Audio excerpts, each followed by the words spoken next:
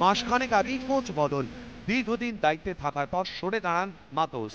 তারপর coach পিন্টোর coaching এর কঠিন পাপ ভারতীয় দলের প্রথম সফর, সেখানে বাজিমাত মেসি দেশকে হারিয়ে। অনূর্ধ্ব-20 ভারতীয় দল হারিয়ে দিল অনূর্ধ্ব-20 আর্জেন্টিনাকে। যে আর্জেন্টিনা দলের দুজন কোচের মধ্যে একজন হলেন প্রাক্তন আর্জেন্টিনা তারকা পাবলো আইমা।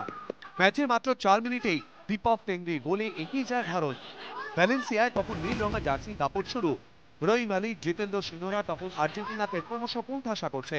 প্রথমার্ধে 1-0 গোলে এগিয়ে থাকার পর দ্বিতীয়ার্ধ দাপট অব্যাহত ভারতের। ম্যাচে 54 মিনিটে অনিকেত যাদব লাল কার্ড দেখে বেরিয়ে যাওয়ার পরেও ভারতকে দেখে বোঝার উপায় নেই 10 জনে তারা ফুটবল খেলছে। বরং মেসির দেশ তখন 10-এর ভারতীয় দলের কাছেও ঠেকায় দেয়। রহিম আলীকে ফেলে দেওয়ায় ফ্রিকিক পায় ভারত। ম্যাচের 68 মিনিটে ফ্রিকিক থেকে দুরন্ত গোল আনোয়ার আলীর। 2-0 গোলে এগিয়ে যাওয়ার পর রহিম আলী, দীপক টেঙ্গিরা যখন জয়ের জন্য অপেক্ষা করছেন, তখনই ব্যবধান কমায় আর্জেন্টিনা। অবশেষে 2-1 গোলে আর্জেন্টিনার বিরুদ্ধে ঐতিহাসিক জয় ভারতের অনূর্ধ্ব-20 দলের। ভারতের অনূর্ধ্ব-20 দল যখন মেসির দেশকে হারিয়ে কীর্তি করেছে, তখন জর্ডনের আরেক কীর্তি ভারতের অনূর্ধ্ব-16 দলের।